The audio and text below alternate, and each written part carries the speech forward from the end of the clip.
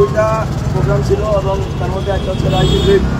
এই বিষয়টাকে আমরা মাথায় নিয়েছি হচ্ছে আমাদের চট্টগ্রাম কুমিল্লা পলিটেকনিক এবং বাংলাদেশ সার্ভিং ইনস্টিটিউট এবং ঢাকা পলিটেকনিক তিনটা পলিটেকনিক সমন্বয়ে যে আক্রমণ হয়েছে সেই বিষয়টাকে কেন্দ্র করে যে লাভ হয়েছে কেউ এবং শিক্ষার্থীদের এই আন্দোলনকে দ্রুত মেনে নাও সেই বিষয়কে কার্যক্রম করবো।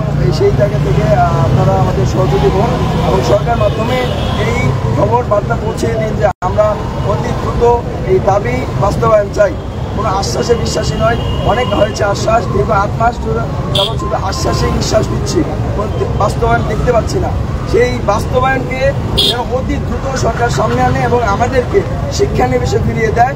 আমরাও চাই ইনস্টিটিউটগুলোতে ক্লাস কার্যক্রম শুরু হোক এবং অতি দ্রুত আমরা ক্লাস কার্যক্রমে ফিরে যেতে চাই। ধন্যবাদ।